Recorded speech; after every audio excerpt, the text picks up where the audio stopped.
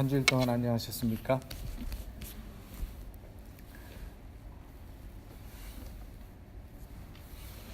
지난 11월 8일 낙원 같았던 27,000명의 인구를 가졌던 캘리포니아 북부의 그 파라다이스, 그곳에서의 산불이 시작됐고 한 2주 이상을 타고 또 엄청난 인명과 또 재산 피해를 입었죠. 그래서 88명, 88명이 사망이 확인됐고 196명이 실종됐어요. 그래서 18,000채의 가옥이 불탔고 도시 전체가 없어졌어요.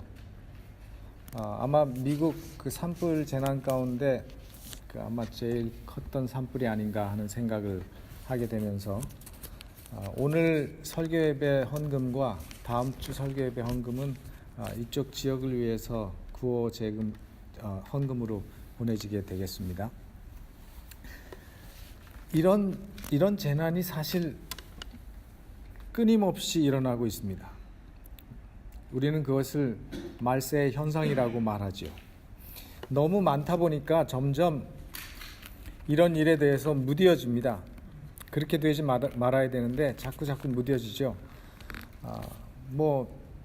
허리케인도 동부에는 자주 큰 피해를 입히고 또 우리 미국뿐만 아니라 세계 각국에서 지진 또 화산 또 이런 태풍 이런 것들로 인해서 큰 피해와 인명 피해를 보게 있는데 몇 해 전에 플로리다주에 큰 허리케인이 덮쳐서 정말 많은 사람들이 죽고 큰 재산 피해를 입었는데 그런 사람들 가운데 가족을 잃고 재산을 잃은 어떤 한 사람이 너무 원통한 나머지 플로리다 주 지방 법원에다가 하나님을 고소하는 사건이 있었어요. 얼마나 원통했으면 하나님을 고소했어요. 그 고소장에 이렇게 썼어요. 이번 허리케인은 하나님이 일으키신 것이므로 하나님이 책임을 지고 모든 피해 보상을 해 주어야 한다. 이게 하나님에 대한 고소장이었어요. 특이한 고소였기 때문에 방송을 탔어요. 그래서 짧은 시간에 모든 사람들이 이 고소와 이 사람의 고소에 대해서 다들 주의를 집중했어요. 재판 날이 됐을 때 법정에 방송국 차들이 와서 이제 하나님이 나타날까 안 나타날까, 하나님이 피고잖아요. 기자들이 다 몰렸어요. 과연 하나님께서 나타나셔서 피고석에 앉으실까, 누가 변론을 할까 등등. 그런데 재판 시간이 되었을 때 그 법정 출입구에 공고가 하나 딱 붙였어요. 뭐라고 써 있었냐면 God doesn't show up. 피고가 안 나타났어요. 하나님이 나타나지 않으셨음. 다들 허탈했어요. 재판이 안 되죠. 피고가 안 나타났으니까. 이건 재판이 진행될 수도 없는 고소 사건이었기도 하지만 하나님이 진짜 나타나시려고 했으면, 아니 하나님이 우리 인간이라고 생각하면 왜 안 나타나셨을까요? 왜 고소당했는데 하나님이 안 나타나셨을까요? 왜냐하면 그 모든 재난에 하나님의 책임이 없기 때문에 그렇죠. 하나님이 일으키신 재난이 아니었으니까 하나님이 안 나타나신 거죠. 그 고소는 잘못된 고소였죠. 피고가 누군지 모르고 피고를 잘못 지목한 거예요.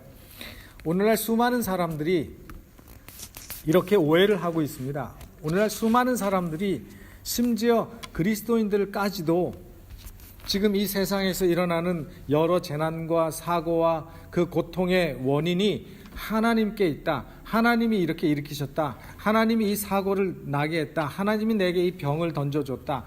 이런 생각들을 가지고 있었어요. 하나님이 일으키셨다고 얘기를 하는 것입니다. 이 사람처럼.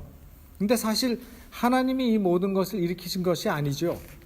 하나님은 이 세상을 만드실 때 죽음과 고통과 질병과 재난이 없는 아름답고 행복을 누릴 수 있는 아주 완전한 세상으로 만드셨습니다. 그것이 첫 인류 아담과 하와가 살았던 에덴 동산이었어요. 그 에덴 동산에는 재난이 없었습니다. 질병도 없었습니다. 엉겅퀴도 없었고 가시나무도 없었어요. 모든 것이 아름답고 모든 것이 좋은 것뿐이 없었습니다. 불행의 그림자도 없었어요. 그러나 사단의 거짓말에 속은 그 아담과 하와를 통해서 죄가 이 세상에 들어오게 됐고, 그 죄로 인해서 사망의 저주가 이 세상에 들어오게 되니까 그 죄로 인해서 세상이 많은 것이 변하기 시작했습니다. 나뭇잎이 떨어지기 시작했고, 땅에는 엉겅퀴가 나기 시작했고, 땅에는 가시가 돋아나기 시작했고, 독초들이 나기 시작했고, 바이러스들이 생기기 시작했고, 그런 모든 악하고 더러운 것들이 생기기 시작했어요. 그리고 죽음이 왔고 질병과 고통이 들어오게 된 것입니다. 그러므로 오늘날 우리가 당하고 있는 모든 아픔과 슬픔과 재난과 고통은 하나님의 책임이 아니에요. 하나님은 모든 걸 아름답고 하나님께서는 모든 걸 완벽하게 지으셨습니다. 책임이 있다면 그것은 사단의 책임이고, 책임이 있다면 그것은 사단의 말을 믿은 우리 인류의 조상 아담과 하와에게 책임이 있는 거죠. 그럼에도 불구하고 이런 일이 일어날 때마다 사람들은 하나님을 원망하고 있습니다. 내가 뭘 잘못해서 하나님이 나한테 벌을 주시는구나. 내가 무슨 죄를 지었길래 하나님이 나한테 이런 일이 일어나게 하시나. 내가 도대체 하나님 앞에 뭘 잘못해서, 내가 교회 잘 다니고 하나님 앞에 열심히 지내고 11금 내고 안식일 지키고 열심히 살았는데 왜 하나님이 나한테 이렇게 하시나. 내가 야채 먹고 고기도 안 먹고 건강식하고 말씀대로 살고 먹었는데 왜 나한테 이런 병이 생기나. 그렇게 얘기를 하면서 하나님을 원망합니다. 나쁜 일만 생기면. 그죠? 그게 오늘날 우리들이 하는 일이 아니에요? 몇 년 전에 일본의 후쿠시마 원전이 사고가 나면서 일본에 지진이 나고 또 해일도 생기고 쓰나미가 덮치고, 그러니까 한국교회에서 무슨 얘기가 나돌았는지 알죠? 아주 끔찍한 얘기, 아주 잔인한 얘기가 나돌았어요. 일본이 국가적으로 과거에 나쁜 일을 많이 하고 우상 숭배를 하고 하나님을 믿지 않기 때문에 하나님께서 일본에 뭘 내리신 것이라고요? 벌을 내리시고 재앙을 내리신 것이다. 하나님의 심판이라고 얘기하는 사람들이 있었어요. 아니, 다른 사람들이 그런 말을 했으면 옛날에 일본하고 우리하고 감정 때문에 쌤통이다 그렇게 얘기한다고 치지만 조금 이해를 하겠는데, 어떻게 하나님을 믿는다는 사람들이 목사님들의 입에서 그런 말들이 나올 수 있는지 도저히 제가 이해를 할 수가 없었어요. 그것은 정말 성경을 모르고 하나님을 몰라도 정말 너무 모르는 사람들의 입에서 그 말이 나온 거예요.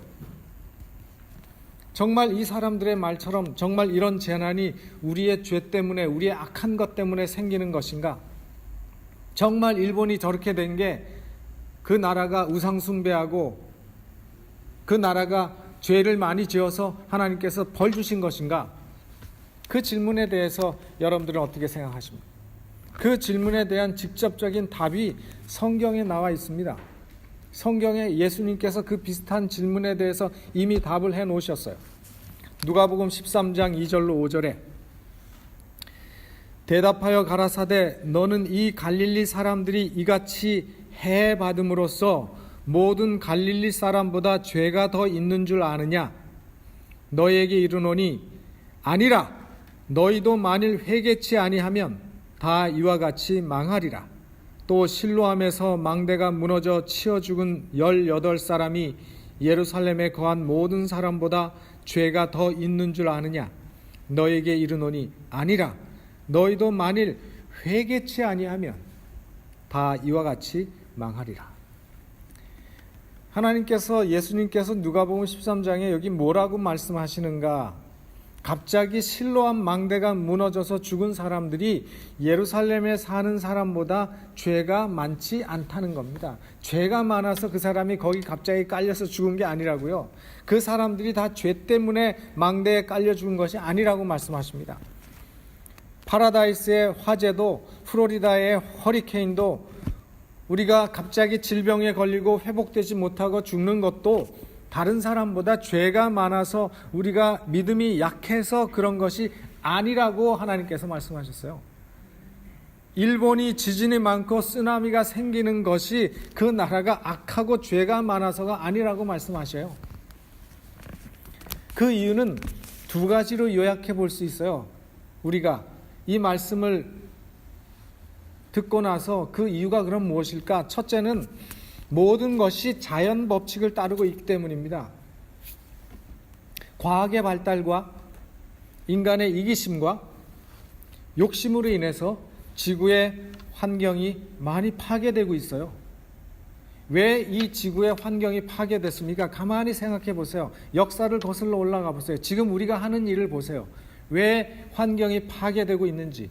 그 모든 것들이 생태계의 균형이 깨지고 점점 자연계가 변화되면서 자연재해가 빈번하게 되는 일은 이 모든 생태계가 균형이 깨졌기 때문에 그래요. 그런데 그 모든 것도 또 하나 우리가 생각할 것은 원인과 결과로 볼 수는 없어요. 내가 이랬기 때문에 이 모든 것이 이루어졌다라고 볼 수도 없어요. 왜냐하면 그렇지 않은 경우도 많기 때문에. 그래서 두 번째 이유는 뭔가 하면 이 세상은 지금 사단이 지배하는 죄악의 세상에 있기 때문입니다. 왜 이런 재난이 많이 일어나는가 하면 자연계가 파괴됐기 때문이고, 또 하나는 이 세상은 지금 사단의 손아귀 속에 있기 때문에 우리가 의인이라 할지라도 예수님께서 재림하셔서 완전히 이 세상을 회복하실 때까지 재난과 고통과 아픔은 끊임없이 일어나고 우리는 그것들과 함께 살아갈 수밖에 없다는 사실을 우리는 잊지 말아야 합니다. 그것은 늘 우리 곁에 있어요. 그래서 그런 것들은 어떨 때 뭐예요? 미국 사람들이 잘 쓰는 것처럼 long time, long place. 그곳에 잘못 있었어요. 그 사람이 잘못이 아니에요.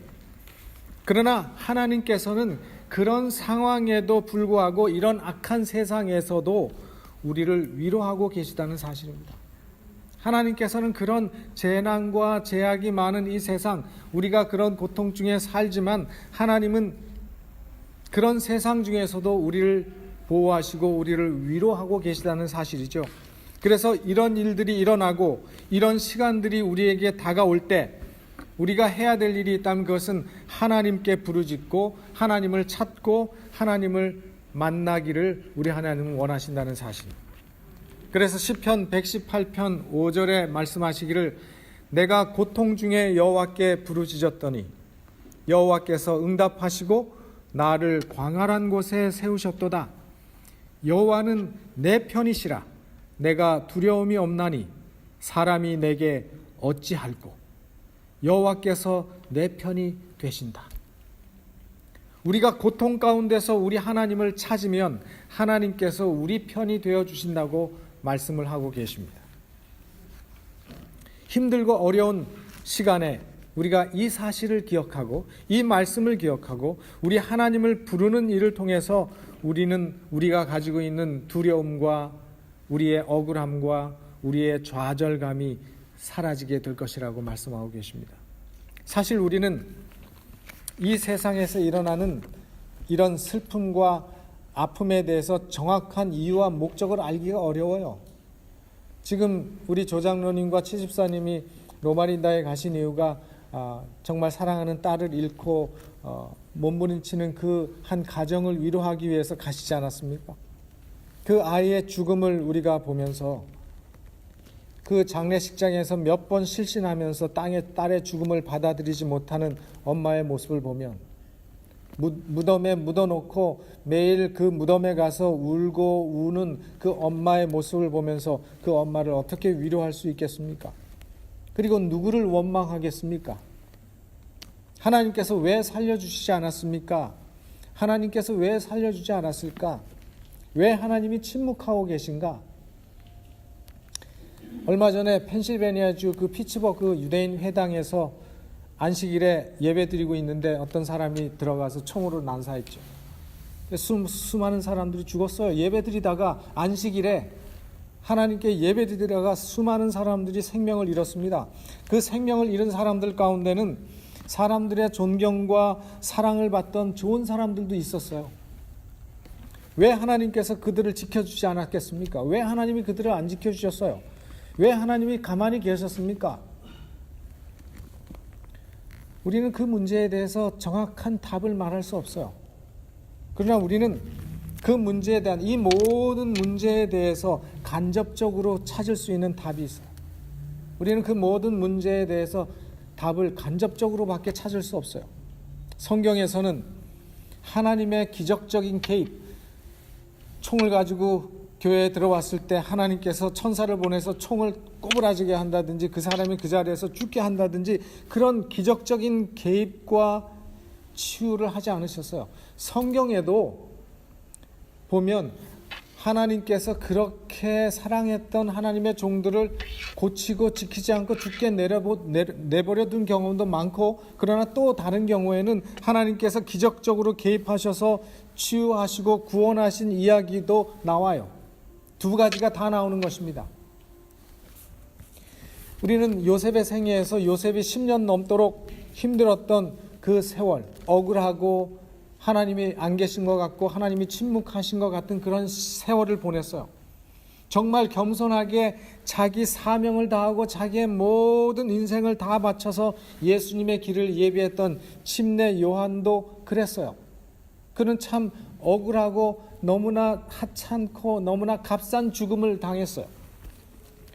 예수님의 복음을 위해서 그렇게 수고하고 헌신한 사도 바울이 그가 가진 육체의 가시를 위해서 하나님 앞에 끊임없이 그걸 제거해 달라고 간구했을 때 하나님은 그 기도를 들어주지 않으셨어요. 여러분은 그 모든 것에 대해서 어떻게 생각하세요? 예수님이 이 땅에서 공생애를 시작하시기 전까지 그분의 길을 예비하고 사람들의 마음을 준비시키고 회개의 기별을 전했던 침례 요한은 믿음의 사람이었어요. 그는 정말 자신을 희생한 사람이었어요. 우리와 비교할 수 없이 신실하고 순결한 하나님의 사람이었어요. 거의 흠없는 삶을 살았어요. 그런 사람이 너무나 하찮게 죽었어요. 그런데 예수님께서 그 제자들이 그를 위해서 뭔가 해달라고 제자들이 요청했을 때 예수님은 거기에 대해서 아무 반응도 안 보이셨어요. 침례 요한의 제자들이 예수님, 자기 선생 침례 요한을 구하기 위해서 구명운동을 하고 있을 때 예수님은 거기에 개입하지 않으셨어요. 위로하기 위해서 그 감옥에 방문도 안 하셨어요. 사실 요한은 죽는 그 순간까지 홀로 외롭게 고독 가운데 있다가 죽었어요.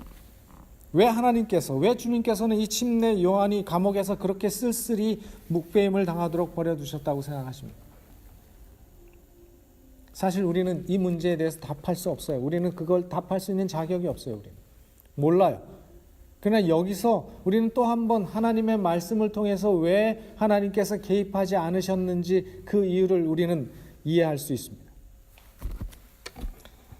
빌립보서 1장 29절에 그리스도를 위하여 너에게 은혜를 주신 것은 다만 그를 믿을 뿐 아니라 또한 그를 위하여 고난도 받게 하심이니, 그를 위하여 고난도 받게 하심이라. 하나님이신 예수님께서도 십자가에서 외로이 죽으셨습니다. 그분이 마지막 순간까지 홀로 그 길을 걸으셨어요. 침례 요한 역시 그리스도의 고난에 참여한 사람인 것입니다. 수많은 그리스도인들이 외로운 옥중에서 사람들로부터 완전히 분리되어 하나님마저 아무런 기적적으로 구해주지 않을 때 그들은 고독한 순교의 잔을 받아 마셨어요. 하나님께서 요한을 구출해 내지 않았다고 해서 하나님께서 그를 버리셨는가? 그렇지 않습니다. 하나님께서 그를 구원하지 않으셨다고 해서, 그 죽음에서 감옥에서 끄집어내지 않았다고 해서 하나님께서 그의 고통과 그의 기도와 그의 고뇌를 외면하셨는가? 그렇지 않아요. 하나님께서는 하늘의 천사들을 보내셔서 그와 함께 하도록 했습니다. 그리고 그리스도의 구속 사업을 더 분명하게 이해하도록 하나님께서 말씀하셨어요. 여러분, 죽음을 맛보지 않고 승천한 에녹이, 또 불병거를 타고 하늘로 승천한 엘리야가 이렇게 옥중에서 외롭게 죽은 침례 요한보다 위대하거나 높다고 생각하십니까? 그렇지 않아요. 더 높은 영예를 받지 않았어요. 오히려 예수님께서는 성경에 말씀하시기를, 누가복음 7장에 말씀하시기를 여인이 낳은 자 중에 요한보다 큰 자가 없다 그랬어요. 예수님의 평가입니다. 하나님께서 그를 버리신 게 아니에요. 하나님의 독생자 예수님께서 고독과 죽음을 보시면서 그가 겟세마네에서 기도하실 때, 피눈물을 흘리면서, 피땀을 흘리면서 기도하실 때 하나님은 침묵하셨어요. 예수님께서 할 수만 있으면 이 잔이 내게서 지나가게 해달라고 그렇게 간절히 기도하셨는데 하나님은 그 기도에 침묵하셨어요. 이런 시간에 우리도 역시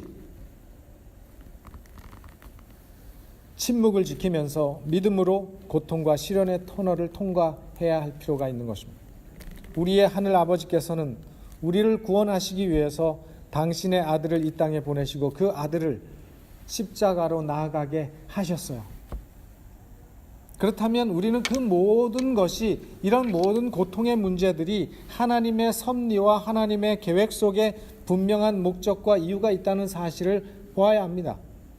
로마서 8장 32절에 자기 아들을 아끼지 아니하고 우리 모든 사람을 위하여 내주신 이가 어찌 그 아들과 함께 모든 것을 우리에게 내어주지 아니하겠느냐, 그렇게 말씀하셨어요. 그리고 부활에 대해서 말씀하신 고린도전서 15장에 보면 맨 마지막 절에 이렇게 결론을 내렸었어요. 그러므로 내 사랑하는 형제들아, 견고하여 흔들리지 말고, 이런 재난과 고난 때문에 너희의 믿음이 흔들리지 말고 항상 주의 일에 힘쓰는 자 되라. 이는 너희 수고가 주 안에서 헛되지 않은 줄을 알미니라. 많은 사람들이 병을 낫게 해달라는 기도가 응답되지 않은 것이나 또는 문제가 해결되지 않은 것을 믿음이 부족해서, 내가 더 간절하게 구하지 않아서, 내가 회개하지 않아서 그렇게 된 게 아닌가라고 자책을 하는 일들이 많아요. 그러나 그것은 그렇지 않습니다. 그런 경우도 있지만 그렇지 않은 경우가 더 많아요. 기적적인 방법으로 내가 보호를 받지 못해도, 기적적인 방법으로 내 기도가 응답받지 못해도 하나님께서 뭐라고 말씀하시는가 하면 흔들리지 말라고 하세요. 사도 바울에게도 비슷한 경험이 있었죠. 그리고 바울은 그 경험을 이렇게 이해했어요. 여러 계시를 받은 것이 지극히 크므로 너무 자고하지 않게 하시려고, 자기가 하나님으로부터 계시를 받은 게 많고 하나님으로부터 받은 은혜가 많아서 내가 자고하지 않도록 하기 위해서 내 육체의 가시 곧 사단의 가시를 내게 주셨다. 이는 나를 쳐서 너무 자고하지 않게 하려 하심이니라. 이것이 내게서 떠나기 위하여 내가 3번 주께 간구하였더니 내게 이르시기를 내 은혜가 네게 족하도다. 이는 내 능력이 약한 데서 온전하여 짐이라 하신지라. 이러므로 도리어 크게 기뻐함으로 나의 여러 약한 것에 대하여 자랑하리니 이는 그리스도의 능력으로 내게 머물게 하려 함이라. 여러분, 얼마나 놀라운 바울의 인사이트입니까? 얼마나 놀라운 바울의 믿음이고 그의 깨달음입니까? 가장 많은 성경을 기록하고 평생을 선교하고 주님께 충성했던 사도 바울의 그 간절한 기도가 하나님으로부터 응답되지 않았어요. 하나님께서 뭐라 그랬냐면 내 은혜가 네게 족하다. 그만해도 족하다. 그 말씀을 듣고 바울이 스스로 깨달은 것이 뭔가 하면 나를 위한 것이구나. 하나님께서 내 기도를 들어주시지 않고 그 육체의 가시를 내게 있게 하신 것은 바로 나를 위한 것이었구나 하는 것을 그가 깨달았다고. 우리는 사도 바울처럼 살지 못했어요. 그렇게 살고 있지도 않습니다. 우리는 그 사람에게 반도 못 맞히죠. 사도 바울의 믿음에 우리는 반도 미치지 못합니다. 그러면 그가 부족해서 응답받지 못한 게 아니에요. 그게 뭐예요? 우리를 위한 것이라고 말씀하셨어요. 사실 바울에게는 자고할까 봐 하나님이 육체의 가시를 준 거 필요 없을 것 같은데, 우리한테는 그게 필요할지 모르지만 바울에게는 필요 없을 것 같은데 하나님께서는 바울에게도 그 일을 주셨어요. 사실 우리가 가만히 생각하면 그렇잖아요. 우리는 조금만 잘 되면 내가 잘나서 내가 뭘 잘해서 된 것으로 생각합니다. 조금만 내가 기특한 일을 하면 누가 좀 안 봐주나 사람들에게 알리려고 나팔을 불어대는 우리 같은 사람들에게는 그런 고난과 고통을 통해서 우리를 낮추시고 겸손하게 하실 필요가 더 있죠. 사실 우리에게는 더 있어요. 근데 바울에게는 그게 필요 없을 것 같은데 바울과 같은 사람에도 그 일을 하나님께서 허락하셨어요. 그런 점에서 볼 때 이런 고통과 재난의 시간은 우리를 하나님께로 이끌기 위한 시간이라는 사실을 여러분들이 꼭 기억하시게 되길 바랍니다. 고난은 우리에게 유익이라고 말씀하십니다. 우리의 교만을 치료하기 위해서 하나님께서 사용하시는 치료책이 우리의 육체의 가시와 같은 고통을 허락하시는 거예요. 어떤 사람은 그것을 내 십자가라고 이야기하죠. 그래서 시편 119편 67절 71절에 시편 기자가 이렇게 고백했어요.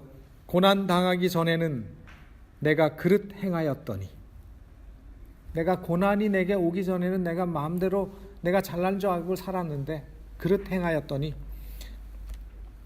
고난 당한 것이 내게 유익이라는 것을 이제 깨닫게 됐다는 거예요. 고난 당한 것이 내게 유익이라. 내가 이로 인하여 주의 율례를 배우게 되었나이다. 주의 율례는 그분의 사랑이고 그분의 은혜인 거예요. 주의 율례는 그분의 사랑이고 그분의 구원인 것입니다. 그래서 이 모든 것이 고난과 고통을 허락하시는 이유라고 성경은 우리에게 말씀하고 계십니다. 근데 어떤 사람들에게는 아직도 그 고난이 유익이 되지만 어떤 사람에게는 그렇지 않을 수도 있어요. 결과는 뭡니까? 결과는 그 고난을 당할 때, 고난이 내게 미칠 때 그 고난을 내가 어떻게 받아들이는지에 따라서 달라요. 결과는 우리 자신에게 달려 있습니다. 바울처럼 그가 응답받지 않았는데도 그것을 나를 위한 것이라고 그가 받아들이는 사람이라면 그 일을 통해서 그는 더욱더 하나님 앞에 가까이 나아갈 것입니다.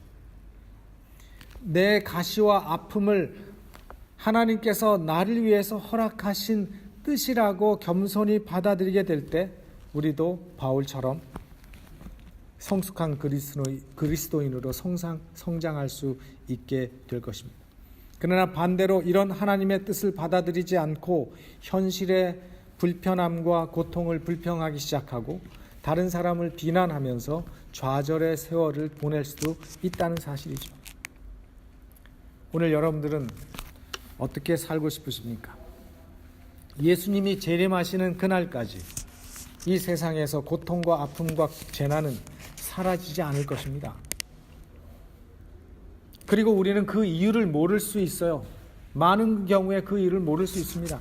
그러나 우리가 잊지 말고 기억해야 할 것은 그날까지 우리는 우리를 구원하시기를 원하시는 하나님의 위로함을 받으면서 믿음으로 이겨내야 한다는 거예요. 그것이 바로 우리가 해야 할 일. 그런 믿음의 승리를 우리 모든 성도들이 경험하시고 받게 되시기를 이 시간에 간절히 바라면서 말씀을 마치겠습니다.